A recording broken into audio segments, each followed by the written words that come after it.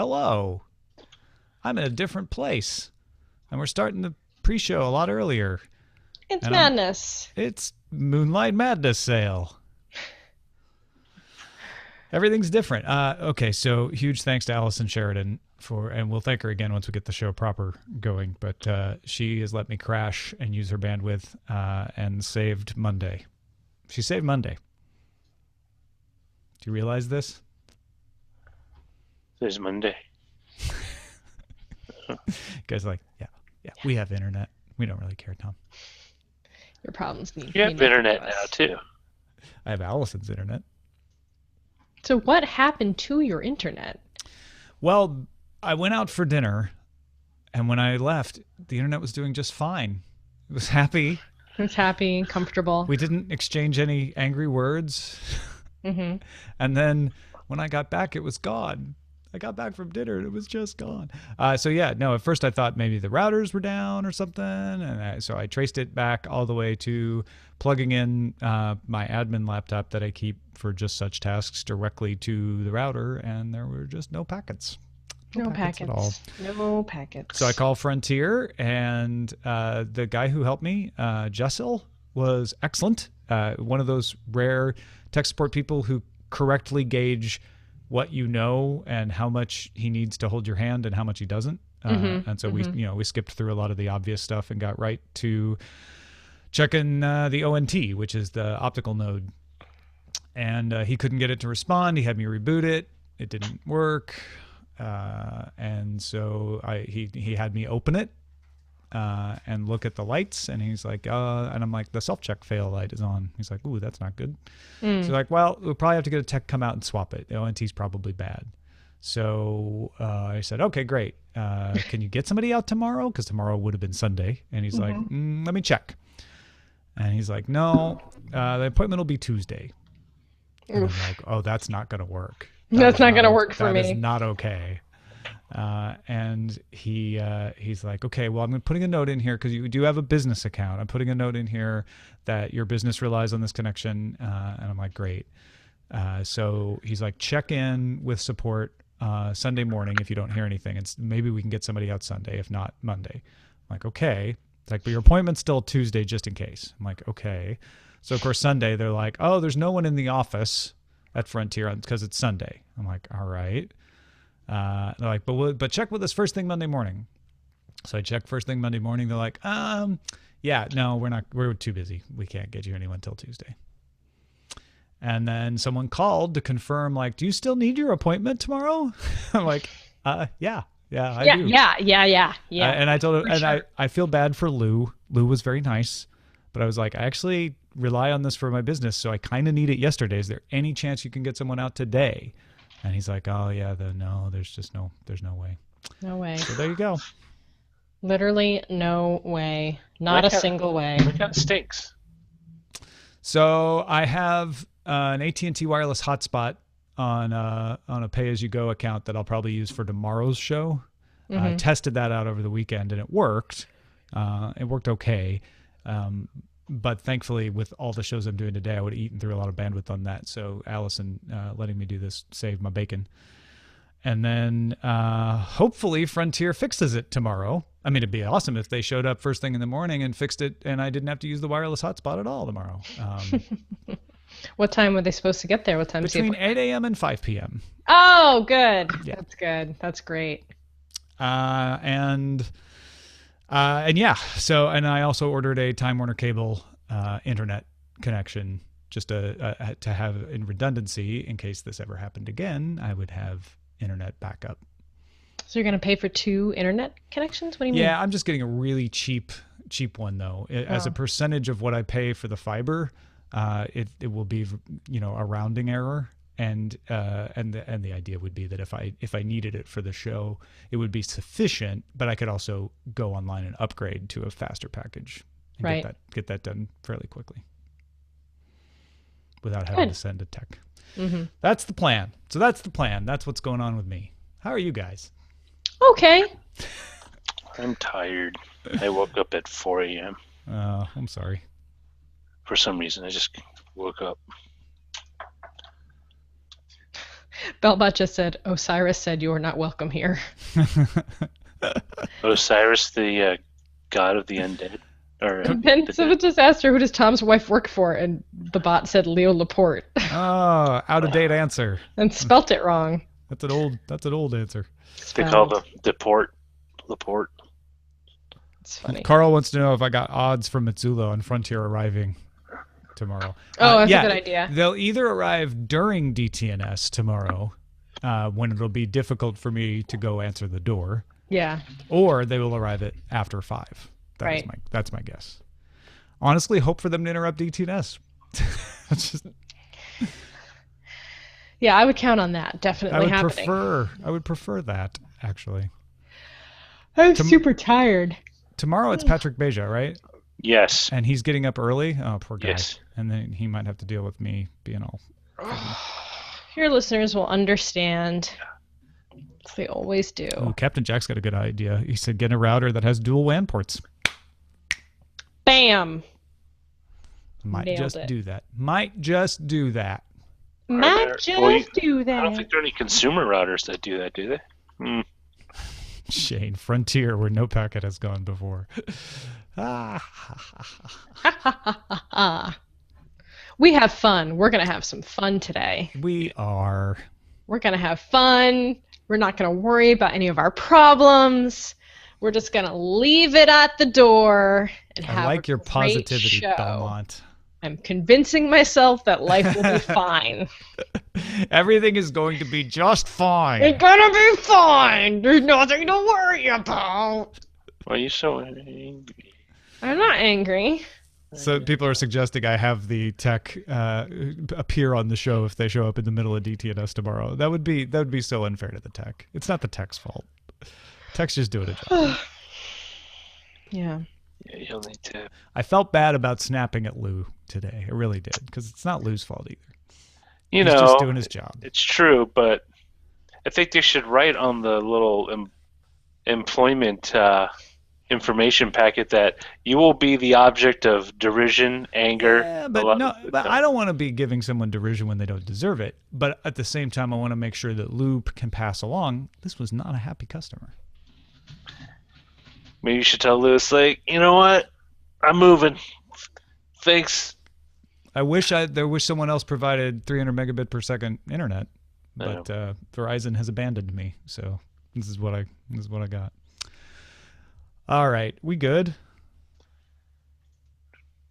Maybe the tech is a listener and will want to do the headlines. That'd be kind of awesome. I doubt that will happen, but you never know. Okie doke. I'm ready to do this. If you guys are. Yes, I would disagree. Yes. Let's do it. Let's do the show. Here we go. Tech News, a daily frontier. To explain advancing technologies and how they affect you. To seek out new gadgets, apps, and picks of the day. These are the continuing missions of the Daily Tech News Show. But Tom and the crew can't do it alone. To help keep DTNS on the cutting edge of news and lovable, goofy, curmudgeonly commentary, visit dailytechnewsshow.com/support to show your support. Now let's hear that other theme song.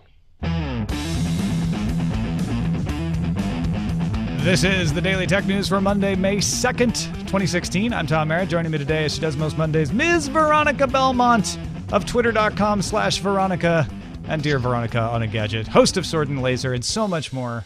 How are you?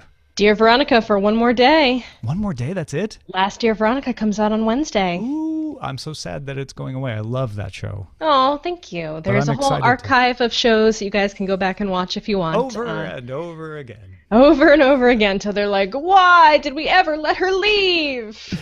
Now, if things sound a tiny bit different, or if you're watching video look a little bit different, I am at Allison Sheridan's place today because Frontier can't get to my house to replace the internet that broke last Saturday until tomorrow on Tuesday.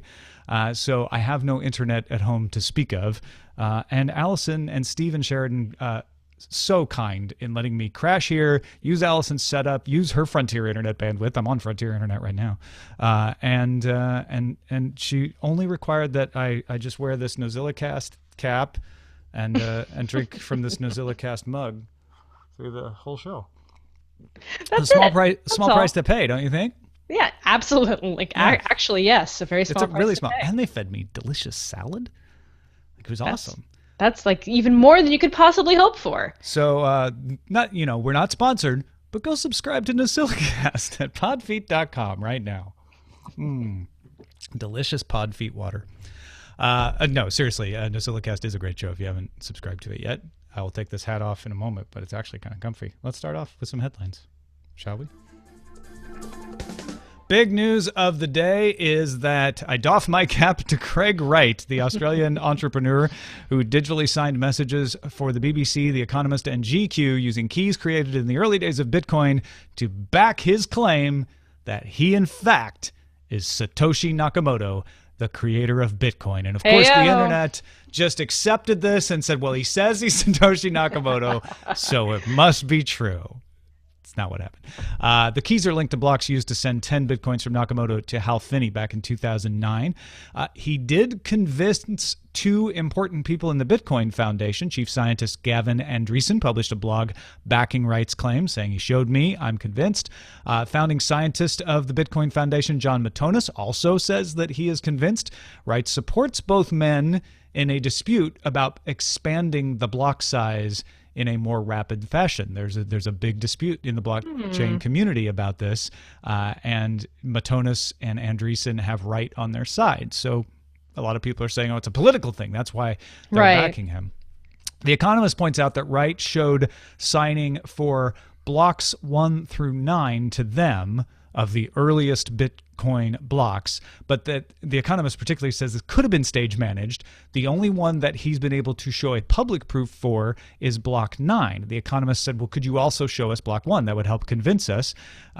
They say, look, you could have used supercomputers, which Wright is involved with. He runs his own supercomputers to brute force one of the keys, or you could have obtained it from Hal Finney or Dave Kleeman. Both those people have passed away. And security expert Dan Kaminsky points out another possibility. He says Satoshi signed a transaction in 2009 with the key, and that Wright, this are Kaminsky's words, Wright copied that specific signature and tried to pass it off as new. OpenSSL bugs interfered. So Kaminsky's like, I am definitely not convinced. Right? If you're like, why is he doing this? If he wants to be, he's saying, I don't want the fame, I don't want any money. The Bitcoins that I have in the Satoshi wallet are in a trust. I can't access them. I just want to put the speculation about Nakamoto to rest. That's the only reason.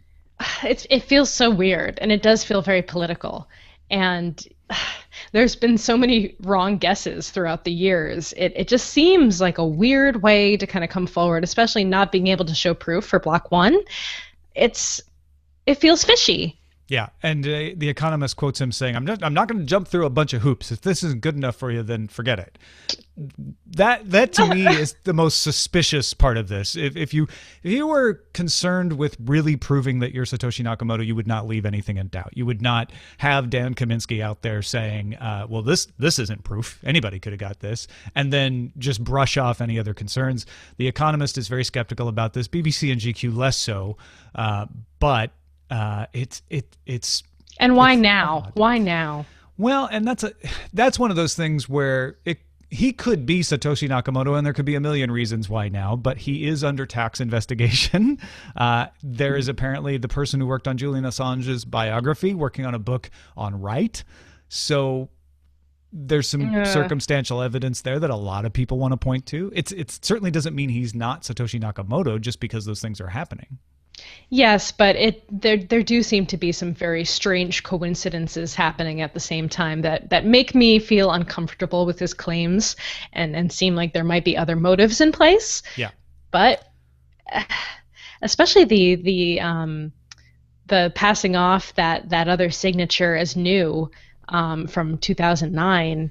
That seems weird too. I'm not enough of a security expert or Bitcoin expert to really know like why he would do that or how difficult that is or how not difficult that is, but it seems like a strange thing to happen too. Well, The Economist tries to argue that he could be legitimately signing this block 9 message with a key that would look as if it were just ripped off. It's hard to tell the difference. That's why they wanted him to publicly show Block 1.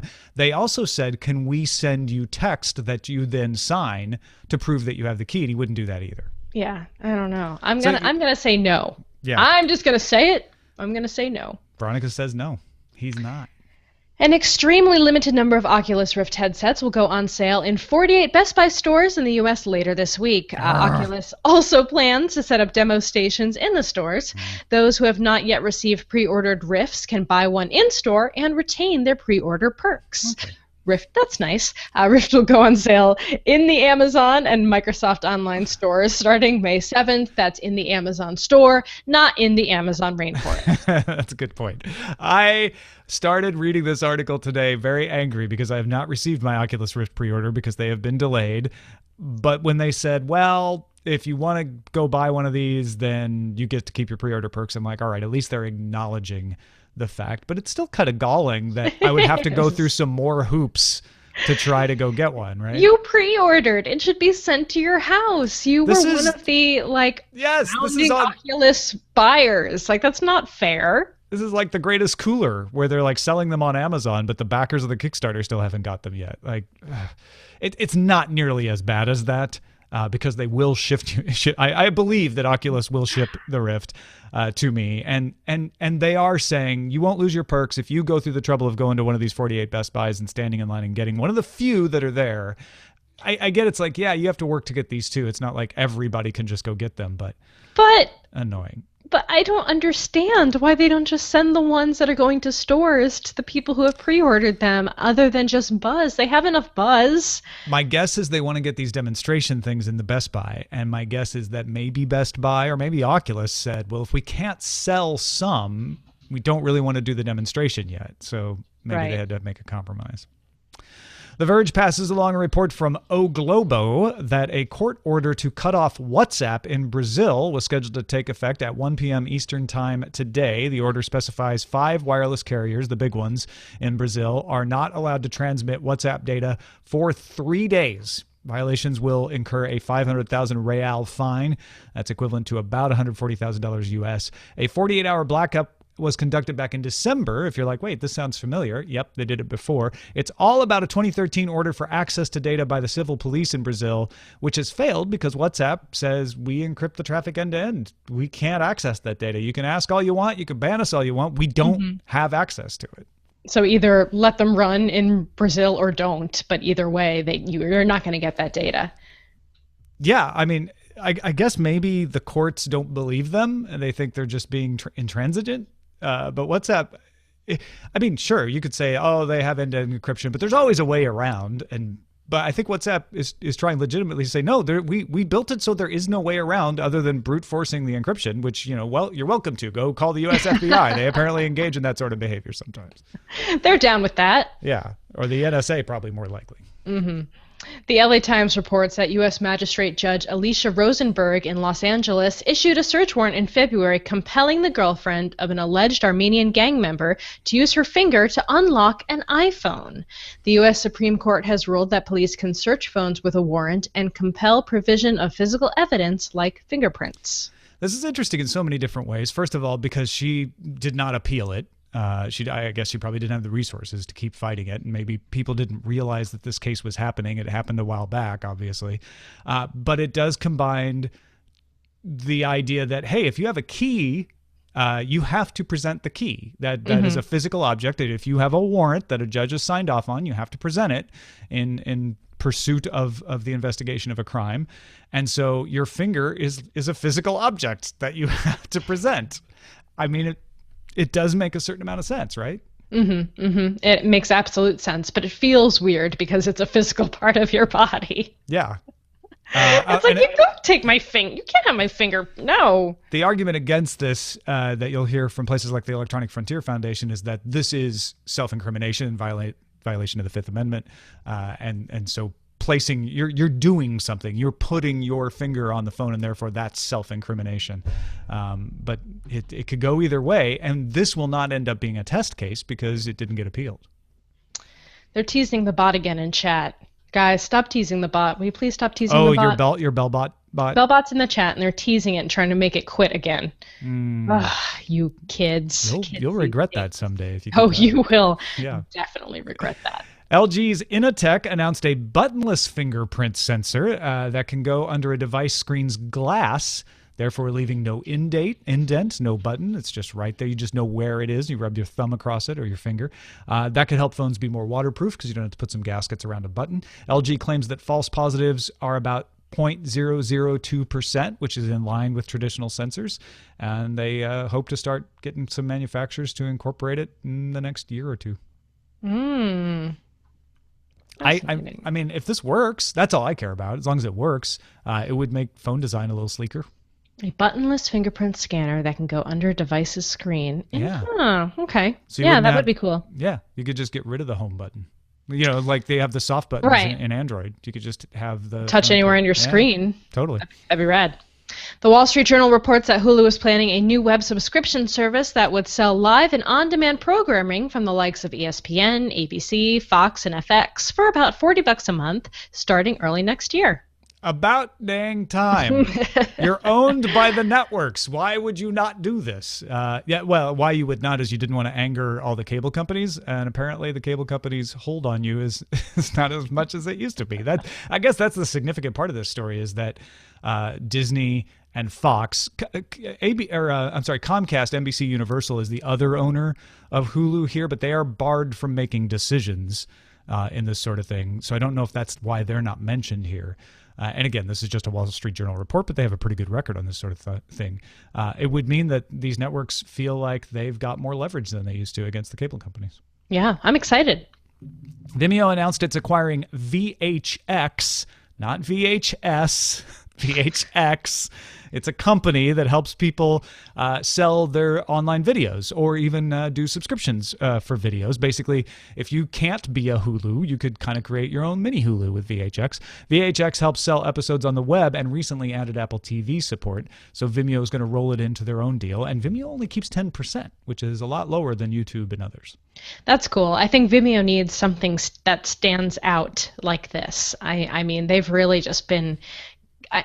I think of them really as a platform for people who are video creators who want the utmost highest quality experience for viewing their video projects. They're craftsmen. They're craftsmen, exactly. So giving them another kind of a feature like this that sets them apart from the YouTubes of the world is a big deal, and that's very interesting. That's very compelling. And it's really a smart move because the perception amongst a lot of people, including a lot of creators, is that YouTube just isn't as good with the creator relations as it should be, and Vimeo is trying to capitalize on that.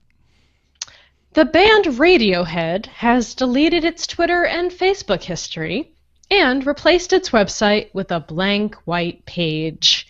Some fans received a postcard in the mail which reads, "Sing the song of sixpence that goes burn the witch." A 9th studio album from Radiohead has been expected in June. That sounds like something your bot would say to me. Yes. Sing the song of sixpence that goes burn the witch. Oh, Radiohead. Radiohead, very into using technology. They did remember they did the Pay What You Want for their album several years back. Rainbows, yeah. For Rainbows. On the other hand, very critical of streaming services like Spotify, saying it's just the same old, same old. It's the music industry. They called it, I think, a dying burst of gas. I think they called it a fart. Actually, I don't remember the exact. But yeah, so they're against streaming, but they're not against technology. And yet, this time they're definitely using technology to grab our attention by taking it away. Right. It's strange. It feels kind of engineered. You know, I mean, that's just what it is. It is what it is. So it's making a lot of news, and a lot of people are talking about Radiohead, which I guess is what they want. Had the effect. More than 1,000 New York State Uber drivers have signed membership cards with the Amalgamated Local of Livery Employees in Solidarity, or ALIS. Although it is not a formal union, the association will represent members against car companies and insurance firms while lobbying New York City and the New York governments for more regulations on ride-sharing companies. Because it's not a formal union, I think they're hoping they can get around the ban on collective bargaining for independent contractors, maybe. Move comes after Uber settled those deals with the attorneys general of California and Massachusetts, but this is in New York. Now, if you remember, an association was being created as part of that settlement, but that only applied to California and Massachusetts. There so much interesting things are happening with Uber and Lyft right now. It's so fascinating to watch how the laws are kind of reforming around them and this whole new industry that's cropped up. And they're starting to figure it out maybe, but at the same time it's very messy. And it changes from state to state and city to city too, which must be a very complicated logistical nightmare that the people at those companies have to deal with. And it's tough. It's one of those situations, too, where I've had a lot of people on Twitter or in email say, it's obvious to me that they are not independent contractors, or it's obvious to me that they are definitely independent contractors. Yeah. So they're both not necessarily wrong. There are elements of both involved here, and it's a thorny issue. And drivers see themselves differently too. Drivers, yes. Depending on who I'm talking to, for drivers, they have very different opinions. So at the end of the day, not everyone is going to be happy. It's just we have to figure out what is the best thing for everyone involved. Primarily, Uber wants customers to be happy, but they also need drivers to be happy, so the customers have drivers to drive them around. Yeah, it's not one where there's like a particularly majority opinion yet. Mm-hmm. I don't think. Although 1,000 people signing a solidarity association is that's a lot of people. That's all. It's okay. It's a lot of people, but overall, I guess for one city, it's a lot of people. But it's also one of the biggest cities in the world. Yeah. Wired's Andy Greenberg reports a group of researchers at University of Michigan and Microsoft have published an in-depth security analysis focusing on Samsung's SmartThings platform. The researchers found several flaws that let them implant backdoor pins in locks and set off smoke detectors. One of the flaws found related to the implementation of OAuth of an app, and the other related to malicious apps. They plan to present at the IEEE Symposium on Security and Privacy later this month. Samsung is working with the researchers to improve security. Yeah, this is a demonstration of a well-known problem with Internet of Things, in that there are lots of ways to get in and make them do nefarious things. Now, Samsung, of course, is saying all of this has to do with bad app development or tricking people into installing malware. There's nothing fundamentally insecure about SmartThings itself, and of course, Samsung's going to say that. The researchers are saying this shows that these companies need to get more serious and lock this stuff down. And they say that the exploits in the App Store involve app privileges being escalated, which is something they think Samsung should do something about. But at the end of the day, with all of the talking to the general public to make yourself look best, they are working with each other, and this is the system working. The security researchers are finding a bunch of things that they can show and say this shouldn't work this way, and the company working with them to lock them down. As long as Samsung improves that product and locks it down, we're on the road to a better Internet of Things, I think. Did you see the video of the guy using Alexa to control his Tesla? No. Talk about hacking with Internet of Things. Yeah, oh right? Boy. And make sure you want to make sure your Amazon Echo is pretty secure at that point, so that no one can get in and control your Tesla while you're in it. Drive your Tesla away. Yeah. A couple of final notes here. Reuters reports NVIDIA announced a settlement of a patent dispute that had been going on for a while with Samsung Monday, hours before the US ITC was due to rule on a complaint that could have ended up blocking importation of some NVIDIA products. Each claimed that the other used its processor technology without permission. And another final bit, Google said on Monday that it bought a small startup called Synergize. Synergize develops training software for Google Apps users. They started doing that back in 2013. Keeps them up to date on features, gives directions about how to use products. So Synergize users will be able to continue to use their training app, but Google's going to integrate it into Google Apps now. Interesting. Fascinating. Oh, gosh. I have said interesting at least 5 times. That's just how interesting you find the news. So much stuff is interesting. Thanks to Flobama, Flopperman, Abetuelo Condolce, Steve I.O., SP Sheridan, and all those who submitted things we used from our subreddit. Submit your stories and vote on them at dailytechnewsshow.reddit.com. That's a look at the headlines. So today, partly to cover me in the scramble to find a place to do my show, but also because I think this is something that a lot of people do deal with, I wanted to talk about having to use my phone as my primary internet connection over the weekend. Now, I described my outage at length in the pre-show, but essentially the short version is we think the optical node for my fiber connection has gone bad. Discovered that Saturday night. Frontier can't get me a tech until Tuesday. So all night Saturday, all day Sunday, and this morning, all I had for internet in our house was T-Mobile on my phone. And then Sunday afternoon, I went and I bought an AT&T hotspot and did a pay-as-you-go model on it because I'm hopefully not going to be using it for a long time. And so I had that as well. I used the AT&T thing to let Eileen, my wife, do some work on Sunday because she has a data cap on her phone account, so she didn't want to tether to it. Tethering on T-Mobile, even on my unlimited account, is 7 megabytes, so I wanted to save on that.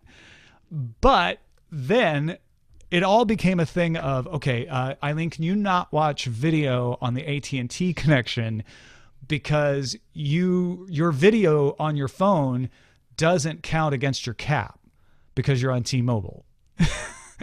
And so, yeah, I mean, wait, video streaming doesn't count towards your cap on T-Mobile? Lots of music and video streaming on T-Mobile is part of their Go plan, so it doesn't count against your cap, but only among certain providers. And this is another interesting thing. A lot of net neutrality advocates have said that's a bad idea because it makes you more likely to use the people T-Mobile is working with. And it was absolutely true. I would watch things on YouTube and go, oh, right, YouTube's part of this. And then I would think about watching maybe something on Vimeo, and I don't know if they're a partner. Maybe they are, right? But I didn't have the time to go check, and I was hesitant to watch a Vimeo video because of that. Yeah, that's net neutrality in action, or Exactly. the opposite of net neutrality. That's the system. It's not net working. Not neutrality, or it's not net neutrality. not neutrality. Yes. Oh, that's a good title. Net not neutrality. But really the other thing that I found was that I could do a lot more with my phone than I normally make myself do, and yet, while as impressive as that is, it can be very frustrating. The things that it should be able to do, but it can't. There's certain things that are screen size related that you're like, oh, I bought a 6-inch screen. That's all I'm going to get. I'm not going to get a 26-inch screen out of this thing. That's just the way it is. But there are a lot of multitask items that really frustrated me.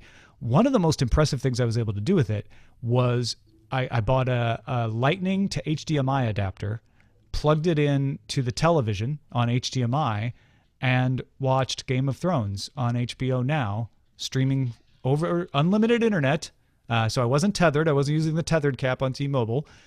HBO probably doesn't count against the cap anyway, even if I didn't have unlimited, and it looked fine. We had a couple of glitches, a couple of moments where the HDMI stopped seeing the phone. So it wasn't perfect, but I was able to watch. We were, in large part able to just watch the show, and there were long sections of the show where I forgot how we were doing it. It just felt like normal. This is very, it's fascinating because it just goes to show that we're not at the point yet where we can be device agnostic. We can't flow between devices yet the way we really feel like we should be able to at this point. We had the discussion a couple weeks ago about how I tried to leave the house without my wallet and just use my phone as my primary device and was not successful. You have done the opposite experiment and tried to use your phone instead of your laptop. Without leaving the house, yeah. Without leaving it, just use it as a primary laptop replacement device. Yeah. That obviously doesn't work for certain reasons. And we're not quite there yet. There's a lot of things still in the way of us choosing to either use a laptop or use a phone and have that be your primary device. I think laptop, I guess, is still really the thing you want the most. Though I probably wouldn't have gotten very far with just my laptop and not my wallet either. Yeah, they don't have RFID in your laptop yet. Come on, get that in there. Two other points I want to talk about. One, I want to finish with talking about how I actually did work on the phone that I would normally do on a laptop. But one last thing before that is that the AT&T hotspot that I bought, which I went to Wirecutter and found what Wirecutter said were the best hotspots. And there is a model from Netgear that was available for both AT&T and Verizon. And they said T-Mobile and Sprint just don't have updated hardware. Their hardware is a couple years old. So if you want the best hotspot for performance, you want to get this one, or they had a couple others, but they were all AT&T and Verizon. Then I went to Roots Wireless, which they're a consultancy company. And basically what they do is their whole job is to make coverage maps to figure out what kind of coverage the various mobile carriers get in all parts of the world. And I obviously was just looking in my area in the United States, but I found that Verizon had the worst coverage at my house. Now, again, I'm not buying this to travel with, although I probably will travel with it now that I have it, but I'm buying it because I want the best coverage at the particular location that I'm at. I don't care if it's good at the diner. I don't care if it's good when I go to the park. I care that it's good where I'm at home. And AT&T had the fastest coverage, according to Roots Wireless, at my house.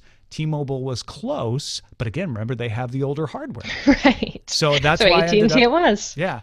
And the biggest problem with it is that the bandwidth is expensive. Even if I want to do a prepay rather than a pay-as-you-go and just say, well, I'll eat a month and then cancel, it's still very expensive to get the amount of bandwidth I needed to do streaming. I can probably get a day or two out of it, and it's going to be costly. You've jumped through a lot of hoops for this. Yeah. I feel like it would have been easier to just ask someone like Allison or Jenny to just go to their house for the day. Well, part of it is me wanting think to of that as your first step. Yeah, part of it is me wanting to find the ability to do some sort of things that I can't do outside my house. Part of it is needing to be there when the tech shows up tomorrow and wanting to be able to do work. But yeah, no, a huge thanks again. I'll put the hat back on to Allison Sheridan because today a lot of those problems are solved because of that. But this morning, again, unlimited internet on the phone means I want to use my phone for as much as possible. I don't even want to tether it because there's a cap on tethering. And I was impressed what I could do. I generally never want to work in Google Docs on my phone because I find it really a pain in the ass. But I was able to do it. And I realized that some of my resistance is there are different methods of moving between documents. And I don't want to have to learn the new method. I've got my method that works on my desktop, right? I don't want to have to you gotta flow. You gotta flow down. I don't want to double click my home button to go back and forth because that's different. But once I started getting in the rhythm of that, I realized, well, actually, you know what? I can copy a link out of Feedly and pop over to Sheets, pop that in there. Composing text is a little more difficult. Copy and paste is cumbersome, but it can be done. But a lot of the other things that I do, like checking Twitter feeds, we even had the SoundCloud outage over the weekend. Some of you may have noticed that you weren't able to get to the MP3s of the Daily Tech News Show over the weekend from older episodes. SoundCloud had turned it off for the weekend. They turned it back on this morning. But I was able to use my phone to go into WordPress's app, change out the link to an archive.org link, and publish. Fine. In the past, I would have gone right to my desktop because I would have think, I don't want to deal with having to do all of that on the phone. But I was able to do it just fine. Yeah, that's I have had that tricky problem of just losing my workflow when I switch over to a phone device, and it's everything just takes an extra 10x time. It feels, and that's never really going to change unless we have true multitasking and just the input devices like a keyboard and a mouse that just make that a lot easier than touch typing. Yeah, I have to say it's probably more like 3x, 2 or 3x now that I've done it all morning. No, Tom, it's science. It's 10x. No, it feels like it's going to be 10x for sure, and the biggest problems I ran into were some websites just don't give you the features when they know you're on mobile. They give you a mobile-friendly version. And for instance, Google News just doesn't give you the full page of Google News on mobile. You have to trick it into thinking. Basically, I had to go into Chrome and find the history URL from my desktop in the Chrome history and then make it go there instead of going to the mobile-friendly version. And there's other examples too where other sites are just like, oh no, that part of our site, that's in Flash. That doesn't exist. Yeah. We don't do that. Maybe you want to get our app. I don't really want to get my app, and I don't have Wi-Fi to download your app, so I'm not going to do that right now. But yeah, it would be nice to have a keyboard and screen, like you say. There are still multitasking things where I know on tablets you can put things side by side, but even then, it's just not the same as having multiple windows that you can copy and paste back and forth between. Well, I'm proud of you for getting this far. It's a scary time, Tom. It's a scary, sad time, and you are overcoming. Yeah, I don't know how scary it is. It's anxiety inducing, and it's sad for me. Not sad for anybody else. I mean, there was a point where I thought, well, maybe I'll just record headlines and just skip the show. And thankfully, I didn't have to do that, so that's good. More on this as things happen. Tune in tomorrow to find out if I get my internet reconnected. But we have a pick of the day from Mike in Now I Have to Pay for My Fiber, Kansas City, who said, I started a new job and don't have access to my favorite screenshot application any longer called Snagit. I work in tech support for a major medical records company, and it involves me taking screenshots of user bugs and issues nearly every day.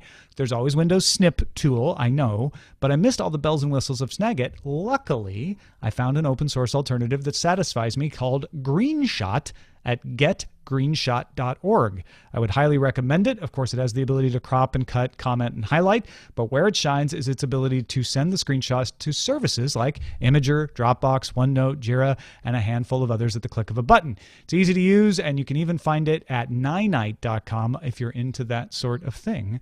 I looked around, and it's got lots of good reviews from places like PC Mag, PC World, CNET, etc. So you might want to check it out if you're looking for a screenshot tool, and it's open source to boot. For Windows. For Windows. And yeah, you can use the print screen, but come on, that doesn't give you all. I'm still a Sketch user, even though after they were purchased by Evernote, it still works great as a screenshot tool. And you can use little arrows and type things and automatically just drag the final image or upload it to a lot of different services. It's pretty great. There you go. Sketch. Another one for you there on the Mac side. Can you still download it, or do you have to buy it now? I'm pretty sure you can still download it. Yeah, Okay. I'll double check now. I mean, download it for free, obviously. You download it even if you buy it. And of course, Greenshot is getgreenshot.org. We'll have that link in the show notes. Send your fix to us, folks. Feedback at dailytechnewsshow.com. You can find more picks at dailytechnewsshow.com/picks. And yes, you can still download it for Mac for free from evernote.com/skitch, SKITCH. Excellent.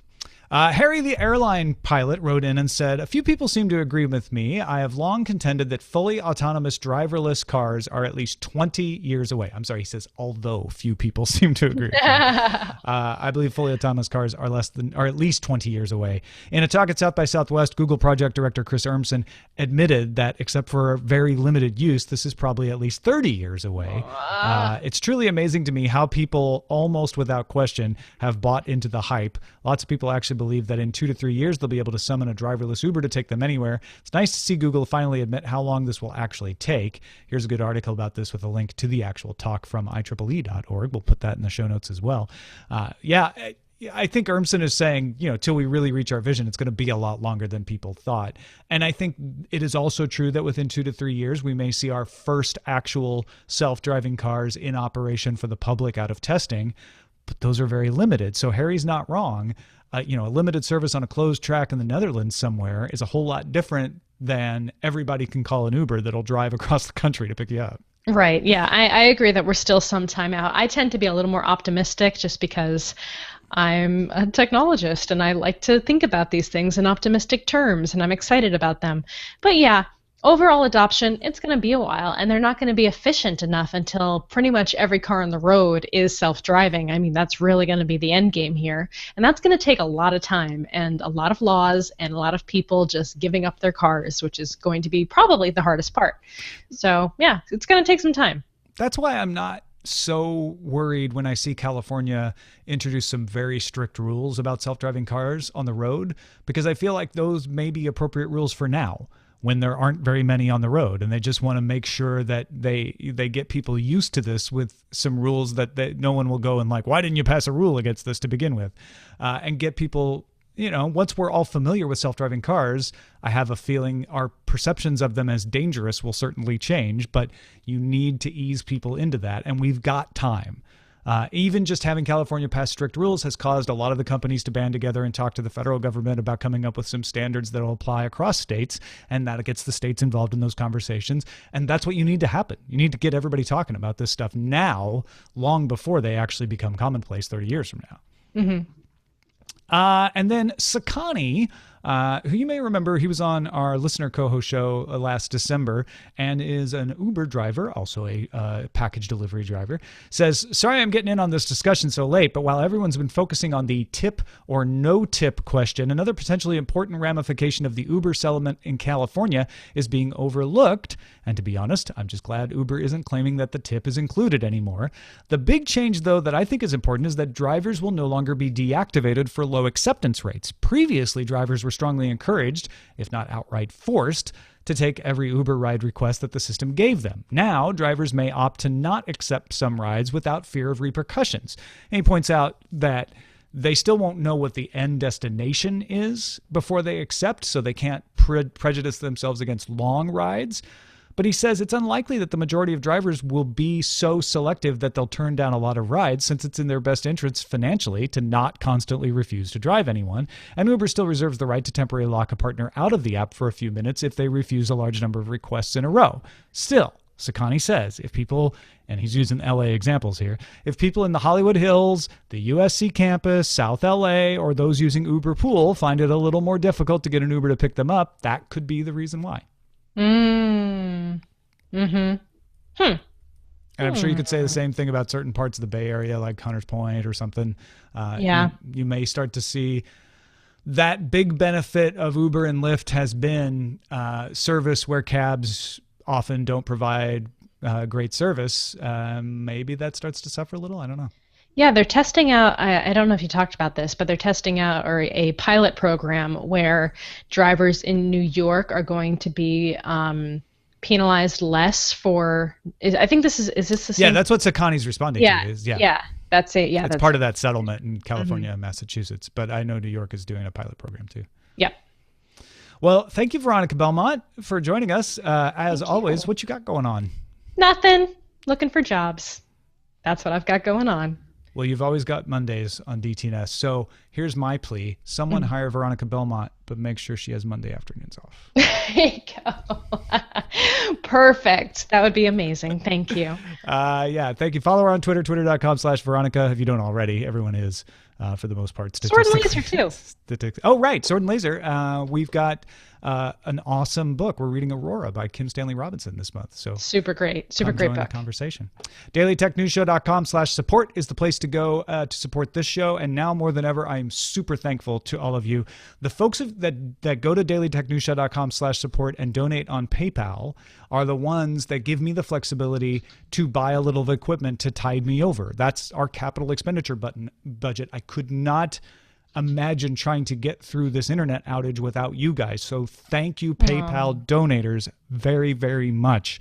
Patreon donators as well. You guys are the best because you make sure we can continue to do the show every day. And in fact, when I need to get someone to fill in for me and the potential of like, well, maybe I can't do the show, the Patreon is what allows me to get that flexibility. So that helps too. Patreon.com/DTNS for that. Thank you guys so much. We have a show. We have a full show today because of Allison Sheridan, patrons, PayPal donators, even people who buy mugs and shirts. Indeed. You guys are the best. Great response to Jesse's construction tech that was in the post show of the audio on Friday is in the treasure chest. That was a little long, 3 minutes and 30 seconds, so it's a little too long to tack on to the end of the audio show here, but it offers a counterpoint of view from the UK. Upshot of his call is that construction companies don't always pay the right people with the right skill set to set up construction tech. Things like email, he says, don't get properly set up on site. And he worries the same thing might happen for things like VR in the future. But if you want to hear his full comments, they're worth listening to. Go to the treasure chest. You just have to be a Patreon at the $5 a month level or above. Nice. Our email address is feedback@dailytechnewsshow.com. You can give us a call, 512-59-DAILY. Catch the show live Monday through Friday, 4:30 p.m. Eastern at alphageekradio.com and diamondclub.tv. And visit our website, dailytechnewsshow.com. Back tomorrow with Patrick Beja. Talk to you then. This show is part of the Frog Pants Network. Get more at frogpants.com. Diamond Club hopes you have enjoyed this program. How did we miss this tubing ride through Kauai that used to be an old irrigation system for a sugar plantation that you can ride tubes through? It's a lazy river tubing rapid ride now. Is that the same as the place that did the trail that we were going to try to do? I'm going to look it up for next time. Why did that come into your head all of a sudden? It popped into. It was on my Facebook feed. No kidding. Mountain. Come back to Hawaii, Veronica. Come back. Oh, come back. Oh, they're like. I was like, you're not there. Don't tease me. How do you know? I don't know. That's a good point. Because it looks like your house in San Francisco. Yeah. Maybe I brought the house with me. It is. It is, Tom. It's Kauai Backcountry Adventures. It's the Oh same. my gosh. It's the same place. Oh, that looks so fun. Well, we just have to go back now. We have to go back. We have to go back to the island. Yes. Ironically, it was shot there, or one of the islands. That was Not ironically. That's the joke. That's the joke. Right? That's the joke. Shut up. Yes. So what are we going to call this, Roger? I would call it a day, but let's look at the titles instead. All right, Showbot. So top of the list is No Packets and DTNS sponsored today by NozillaCast and Block Fight. I don't want to say sponsored because there will be some person out there who's like, I thought you didn't take sponsors, but maybe we could say DTNS brought to you by Chuck NozillaCast. This is pretty funny. With the real Satoshi, please shut up. That's funny. That's funny. That is really funny. I like that one. Trying to find the one something that ties in Like- with your. Amazon, not the rainforest. That has nothing to That do was with a the good main line. talk. That Yeah. was a good line. I'm looking for something that represents or encapsulates what you guys. The Satoshi thing is good though because it's a big story, even if it wasn't the main topic. Satoshi Nakamoto. What if Satoshi Nakamoto is a real person, but it's not like a Bitcoin guy? It's a guy who just like. Oh, there are. That was the Newsweek article. Is they actually found lots of people named that. Yeah. Yeah. It's like. But it wasn't them. It's like John Doe or Veronica Belmont. Just generic names you encounter every day. Just generic names like Veronica Belmont. So many Veronica Belmonts. There's a few. There's a lot of Roger Changs. There weren't when I was growing up. You set the trend. Maybe. FBI wants to pull your finger. Gross but funny. All right. Frontier, where no packet has gone before. No, I don't want to slag them off. All right, directly then I on would the go with the real Satoshi. Satoshi, please shut up. Please That's shut me. up. Please shut That's up. me. Hey, Allison Sheridan. Hey. Oh, now I have to wear that gear too. There you go. That looks better. Thank you. Whatever it takes. Whatever it takes. I've been on the tubing ride. It's spectacular. Oh, Allison says she's been on the tubing ride. Oh yeah, that's cool. I saw that in chat. I like it. That's cool. That's cool. Oh, sorry. Maybe- I was watching this link of this dog being upset. You know, when the space archaeologists come to our ruined civilizations, they're just going to find a lot of dog and cat videos on our servers. That's okay. Perhaps these creatures were venerated as gods, or perhaps idol worship. I think they'll probably decide that we were a symbiotic species, a dual species. That was Or maybe they thought that was our embryonic stage, like Remoras. tadpoles. La, la, la, la, la, la. La, la, la, la, All right, we're going with the real Satoshi. Please shut up. Shut up. Please Please shut shut up. Please shut up. Oh. You know, NozillaCast, that little logo would work great on a chef's jacket. Oh yeah, fit right in. Would you like to Nozilla omelet? They have butterfly eggs in their backyard. They can make butterfly omelets. They'd be very small though. I want silkworm so I can start my own silk farm. Yeah, I don't know why. It's make a some kimonos, some smoking jackets, I was actually thinking expensive silk sheets, expensive undergarments. Undergarments too. Yeah. All they need to do is genetically modify silkworms to be like 10 times larger. So when they spin the cocoon, they'll get that much more silk out of it. Spin the cocoon. Which makes them moths, really, right? Because only butterflies have butterflies have chrysalis. That's the difference between a moth and a butterfly, other than a moth having a fuzzy body. But Hey, fuzzy body. That was cute. fuzzy body, fuzzy body. Let me tell you, Django's been very upset about the internet outage at home.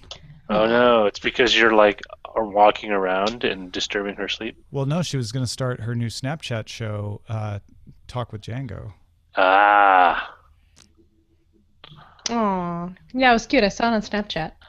Eileen was very excited about that this morning. Follow Eileen Rivera on Snapchat if you want to see Talk with Django. I'm probably getting the name wrong. But Django really does speak. Yeah, she does. She goes, oh.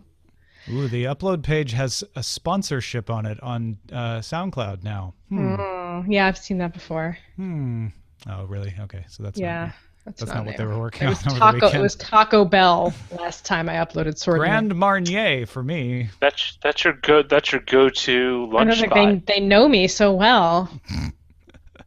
You know, you should get a not a coupon, but a discount just for being like a spokesperson. Yeah. Taco Belmont, what's her was that username? it? I don't Belmont. know. Eileen TV, maybe? Someone's asking for Eileen's username on Snapchat. Do you follow her, Veronica? Yeah, I don't know what it is off the top of my head, though. I Yeah, don't you work. never see usernames when you're following Right. somebody. It's not like Twitter. What's their name?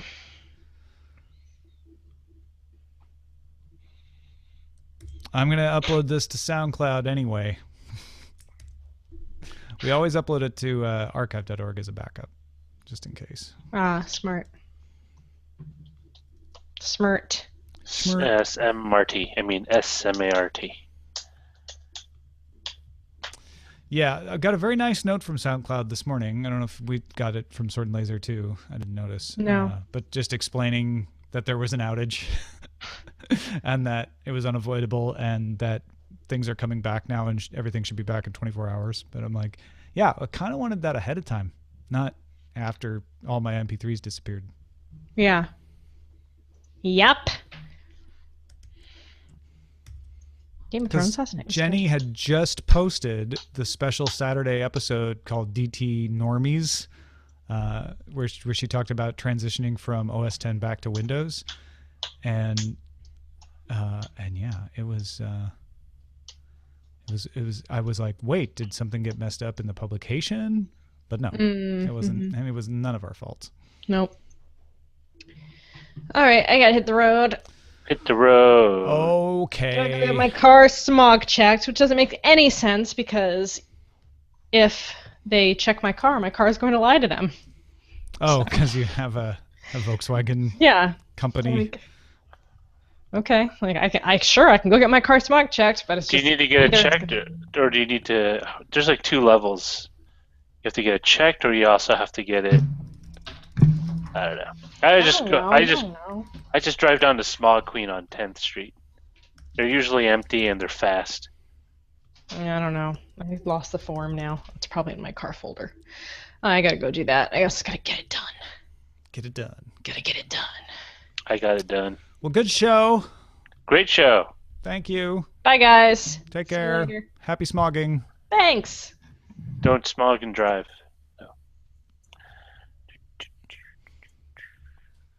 Remember the shirt and everything was really the punishment. The what punishment? Punishment for the pun yesterday. Oh, the shirt is a punishment. I see. Okay, if I vacuum my cat just rattled something, Yeah, go ahead. because it's gonna make noise. Oh yeah, no, we're just post show now. It's fine. If you hear vacuuming, it's the cat's fault. Yeah, talking to you, Ada Lovelace. Oh wait, is it an iRobot? The hell? What the heck are those things called? Robot vacuums? Oh, why am I Oh, s- Roomba? Yeah, that's it. Is it a Roomba? I don't think so. You said it was the cat's fault. I'm just wondering if it's No, like... the cat broke something that she now has to vacuum. Oh. That's why it's the cat's fault. I use a Eureka. Mighty Might. We have a Dyson. It's old. Mine is... Well, the one I had was almost hitting 12 years old. I gave it to my dad. It still works. It's just that the switch is busted, so it always stays on. It's a little nice canister vac. The attachments kind of suck because they always slide off, but, you know. Daily Vac News Show. All right. Looks like Looks everything like published correctly. Looks like a man. Looks like a man. All right, so we are out of here like Veronica Belmont. Thanks everybody for watching. Thanks again to Allison Sheridan, Stephen Sheridan. Give a finger on your back. Your patience. Thanks to Ada Lovelace for being on my back. Talk to you later. Hopefully we'll have a show tomorrow.